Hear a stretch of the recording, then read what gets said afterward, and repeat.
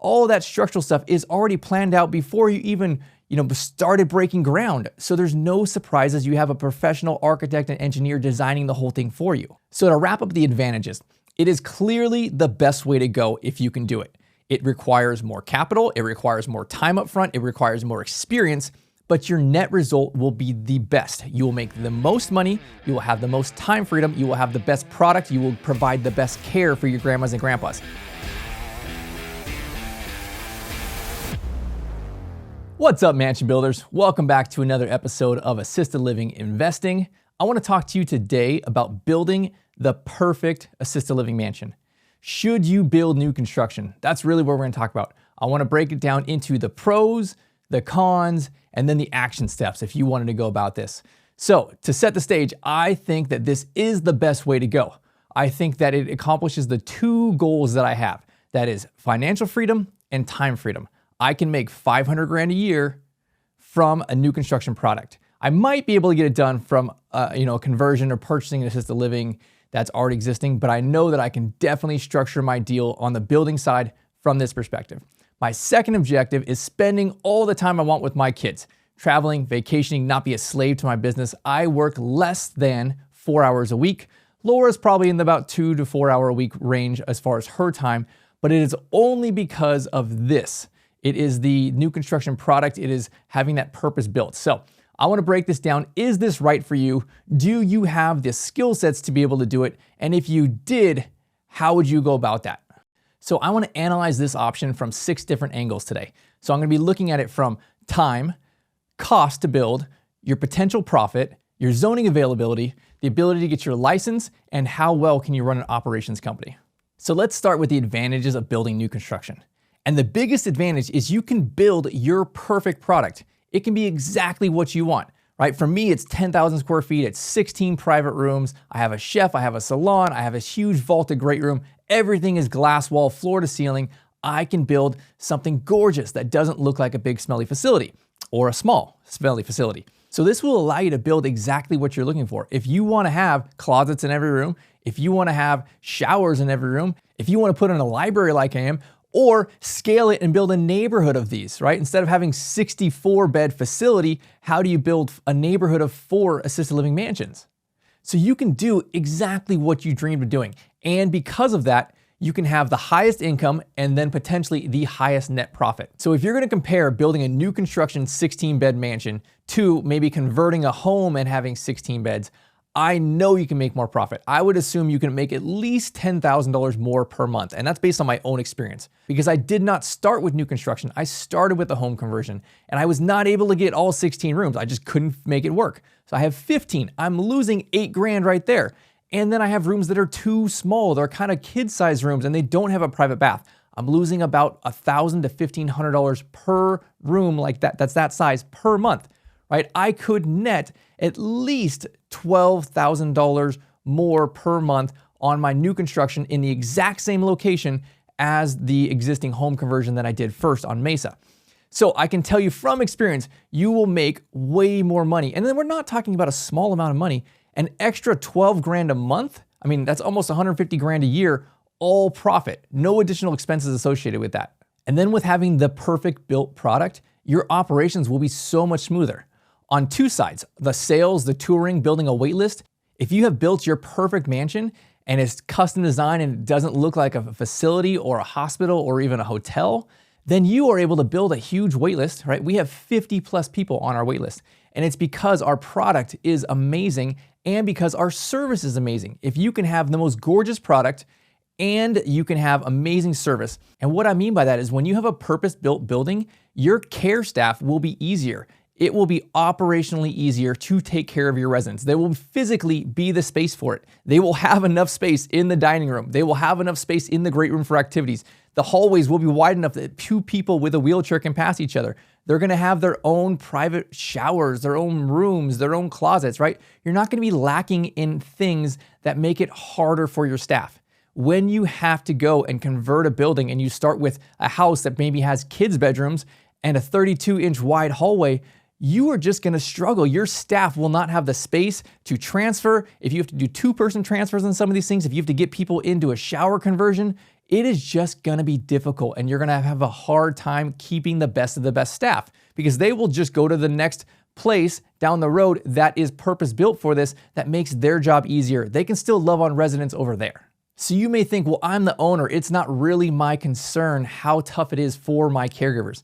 Really, everything flows up. For me, really, my objective is how do I work 4 hours or less in my business where I can just work on it? And that's because I'm not there handling the day-to-day stuff. I can have caregivers who are going to be experienced. They are going to stay for years. The same with my managers. They are able to handle the day-to-day stuff to run the assisted living. And there's gonna be problems, right? People are there to die. So there's gonna be problems, but I don't wanna add problems on it by having a building that is difficult and then having it harder for my staff, which means it's harder for my managers, which now means I have to get involved to help solve some of these problems. I don't want to be involved. I come and I'll take a look at my KPIs every single week and I'll know we are on track. Everything is going on. Laura runs our manager meetings. She's there making sure our operations company is going successfully. But really, this purpose-built building allows me to have my time freedom. And I can tell you that it will be much, much difficult to be able to afford your time freedom or to not have to be there to solve problems because of your building is not purpose-built. The next big advantage is relating to zoning. You're not gonna have those crazy surprises or where you're like holding your breath or praying after you bought a house and you're hoping that the city doesn't come back and say, hey, you know what, you said it was gonna be residential use, but this is clearly business use, right? Like we're gonna stop you from doing this. You're gonna go into it knowing here's what I'm gonna do. I'm gonna build purposely and I'm gonna check the planning and the zoning on the front side. I'm gonna know exactly what to do. Same with the fire marshal. They're not gonna come in and say, hey, you have to put fire sprinklers in, or we consider you commercial, so you have to have a commercial fire suppression system. They're not gonna stop you after you bought the property and you started demoing, you started your planning, right? Like there is a lot more certainty on the planning and the zoning side. And then the same on the construction side. When you are building new construction, you're gonna go through the architect, the engineer, you're gonna go through all of the hoops. You're gonna spend a lot more time on the front side getting your plans together. And so you're gonna have a lot more certainty, a lot less surprises on construction, a lot less change orders, because when you go and convert a house and you wanna do an addition, you're gonna say, hey, I'm gonna put this addition over here in the backyard. How is that gonna connect to the existing property, the framing, the structure? Are there beams there that can support this? You don't know, because it's up in the attic. It's behind the sheetrock. You can't see what's behind the wall until you demo it, right? So there's gonna be more surprises as you are connecting and converting a home versus it is all planned out. Every single beam, 2x4, LVL, all that structural stuff is already planned out before you even started breaking ground. So there's no surprises. You have a professional architect and engineer designing the whole thing for you. So to wrap up the advantages, it is clearly the best way to go if you can do it. It requires more capital, it requires more time up front, it requires more experience, but your net result will be the best. You will make the most money, you will have the most time freedom, you will have the best product, you will provide the best care for your grandmas and grandpas. Now, there's clearly some disadvantages, some challenge to be able to do this awesome, great deal. So let's talk about the challenges. So there is a lot more work on the front side, on the planning side. So let's start there, because even trying to find a piece of property, the actual land for it, can be more difficult. There's a zillion houses in your area, right? They may or may not work as far as zoning, they probably don't, but at least you have a lot of options to look at. With land, there is much fewer options. And then you throw in the right zoning type, you have to go talk to the planning department. That's another hurdle there. What are the proper zoning types? Am I commercial? Can I also do mixed use? Right? Can I buy vacant or agricultural land, do a special use permit? There's probably a handful of different things you can do, but it does really limit the options of how many available pieces of property that are actually for sale right now that you could do. And then once you have identified that piece of property, going to talk to the city, talking to the fire marshal, you might have to have a special vote, right? Like a planning and zoning meeting. Do you have to go before the city council? Do you have to send out letters to the neighbors saying, hey, here's what we want to do, come to this special meeting if you want to oppose it. And sometimes they bring pitchforks and they're all pissed, right? Like, there is a lot of different challenges on the front side that you would want to go through all of these hoops during your due diligence before you risk any money. And then so you've identified a piece of property there. The next set of challenges is really all the front side work, the architect, the engineers. So it is a lot of time and it can be a big capital commitment to go through and work with an architect, because not only are they going to build your, two-dimensional model, they're going to build a three-dimensional model with all of your windows, with all of your ADA stuff, and then they have to know the local code for building, they have to know the state code for building, they have to know the licensure code, and they have to know ADA. They have to be able to balance all of these things to make sure that you have built to the most restrictive of all of these things, and you don't build this product and then the state licensure comes in and says, hey, you know what? We have ratios on bedroom sizes and dining room spaces, and you didn't meet that. Like, this wall here is in the wrong spot. It needs to be over, right? You did not meet that minimum code. That would be a crazy, expensive, huge problem, right? Like, you should work with an architect who knows all of these things and has built a facility. But just be careful, because most of them, they build the big smelly facilities, and that can be a totally different product than what I'm building on these custom mansions. So then you have to work with your civil engineer, right? They're gonna go through and look at the site. They gotta look at the road there. They gotta maybe do a traffic study. They have to look at connecting to utilities. Then you have to go back to the city. Hey, what type of water lines do we have? What kind of sewer lines? What's my power look like? How long does that process take? What are the fees and hoops that I gotta jump through to be able to get all these things done? So after you've got through all this planning stuff, you know what you want to build. The next thing is, it's more costly, right? You're going to build your perfect product. It's going to be exactly the way you want. So therefore, it's going to be pretty expensive, at least relative to having an inferior product, having a smaller home conversion. It's definitely going to be less expensive for that product. But honestly, price per square foot, it might be pretty dang similar to build new construction versus converting a home. At least it is for me. And as I'm building a neighborhood of them, I'm getting a lot more economy of scale. With a huge 10,000 square foot house, I mean, it's 16 bedrooms. There's only one kitchen, right? Like, they're just putting in a longer hallway and a bunch of bedrooms on repeat. That's really not that expensive. They're only doing one of the kitchens, right? They have a lot of bathrooms at least, but a lot of this stuff, as you get bigger on these buildings, your economy of scale increases. And then you say, hey, you know what? I don't want to build just one mansion. I want to build a neighborhood of these. I'm going to put 4 of these on this one private street, right? Like, then you start really getting to economy of scale as you can think bigger on these things. The cost per square foot, the price to build your whole product goes down by a good amount. But this still may require a bigger capital commitment, right? You still may have to have a higher down payment than if you went and bought an existing building or you converted a home. You may need less capital to close as far as down payment and things like that. Where really, if you're going to build new construction, for us, it's 9 months of construction. Then I got to get my license, which may take a couple months. Then I got to fill up my grandma's. So I'm budgeting at least 15 months of interest reserves on several $1 million worth of loan per mansion. So there's a lot of holding costs there that has to go into this, and therefore a higher down payment amount as well. I think the last challenge on this is really, it's a lot less commonly understood. For most people that don't have a construction background, building new construction, working with architects and engineers is not something that people have done before. Everyone has lived in a house. They can understand, hey, I'm going to look for a house to buy, and it happens that I already have 4 or 6 bedrooms, and I'm going to do an addition into the backyard. That is more easy for people to comprehend, to wrap their head around. But it's a small deal, right? There is definitely not the most profitable way to go in that respect. But going and saying, hey, I'm going to buy vacant land, and I'm going to work with the city, and I'm going to develop a site plan. A lot of people don't have that type of experience. I didn't. I had to learn it the hard way. And it was a huge learning curve. But you know what? It has been worth it for me.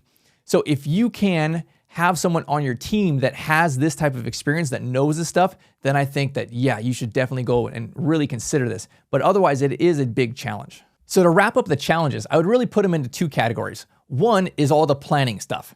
Working with the city, working with the architects and the engineers. That is a good amount of work on the front side. It can take definitely longer. So I think it'd be fantastic to do this if you had someone on your team with experience that can help you with this side of it. The second side of the challenges is the financing. It's a bigger deal. It's going to be perfect, and you're going to make way more profit this way, but you have to come up with more capital. So then it's, how do I work with the right banks? And I like SBA 7A so that you can fund majority of this project. And then from there, how do I get the gap funding? It may be $400,000, right? How do I raise investors that can come onto my deal, be part of my team, that can provide that necessary capital? So I do really think that this is a deal that a lot of people can do. They may be scared from it, but there are challenges there that can be overcome by having the right people on your team help you put it together, and then the funding people on your team to bring the money to the table. So if you said, hey, you know what? This is something I want to do. I really like this idea of building my dream mansion, having the perfect product, having the financial freedom and the time freedom from this business opportunity. What do I do? So let's talk about that now. Let's talk about the steps. What do we need to do? So here's the first thing you do. You would look for land. It might be vacant land. It might be land with a small house that maybe you can knock down, or maybe it's big enough that you can keep that small house as a rental and build your mansion on the front side of the property. So as you're looking for land, go and talk to the city, right? You need to talk to the planning and zoning. You need to find out what those zoning requirements are. Go talk to the building department, the fire marshal. What are the codes that he or she as the fire marshal will want you to implement? And then consider the utilities, the site work, right? Do you need a detention pond? Are there water, electric, sewer hookups that are there? And if there are not, can you put in your own? Can you put in septic and well? Right? You're probably not going to be off the grid for power. You'll probably definitely need power there on the site. Then once you've identified a piece of property and you've gone through your due diligence, you know you can do this site. You may purchase it. You may put a long escrow period on it, but then you're going to start working with your architects, your engineers. Your architect is going to design your building. Here's where all your bathrooms and bedrooms and hallways and great room and kitchen, all that stuff's going to go, right? Then they're going to pass it along to the engineers. It'll go to the structural engineer. Right? How do we build this thing? What type of framing do we use, right? Where are our beams? Where's our load-bearing wall? Then they're going to pass it off to the MEP engineer, the mechanical, electrical, and plumbing person. Then they're going to put in, where's all my HVAC? Where's my electrical going to go? Where's my plumbing going to go? All of those kind of things. They're going to run all the calculations on the load and all that kind of stuff. And then it'll go to your civil engineer. Your civil is the person putting your building on your site. Where will it sit? How will they do all of the elevations? Where's the drainage going to go? How are they going to connect to the utilities? Where's the driveway going to go? All of those kind of things so your contractor can build this. After you have all of your plans together, then you go and get permits. It may be you, it may be your builder. You go get permits for all of these different things. And you have to find your builder, right? You have to get a hard bid from that builder and say, okay, now I have my numbers, I have my permits ready. We're pretty much shovel ready. At this point, it kind of goes back to the bank side. So you'll run your appraisal. You'll find out what will my building be worth, and then you'll get a hard commitment from the lender saying, hey, here's how much we'll lend to you. Then if you agree with the terms from that lender, then you can go ahead and do that bank loan. They're going to be financing the construction during this project. So then your project starts. Your builder takes his team there and he's building your mansion. He's putting in all of the site work. He's putting in the building. They're going to go through that whole thing, right? During that time, you are preparing for your license. You are starting your marketing. You are hiring your manager. You are building your team. And really, this whole process might take 18 months. Maybe you can get it done in 15, maybe it takes 20, but I think 18 months is a fair amount to say, hey, I'm gonna go through this whole process, I'm gonna get my license, I'm going to fill up my beds with grandmas, and I'm gonna start my operations company. So this is the path that I've taken. I've gone through both sides of this. I've gone and bought a house, did a huge addition, gutted the thing, turned it into assisted living. I was very successful with that. That has been an amazing product and it provides amazing money and cash flow for me, but it's not my best product. Right now, I think learning those lessons, I would only do new construction. That is my favorite way to go. But there was a lot of experience and I had to learn a lot of hard things along the way. So if you are open to that challenge, it is for sure worth it. It will give you life-changing results.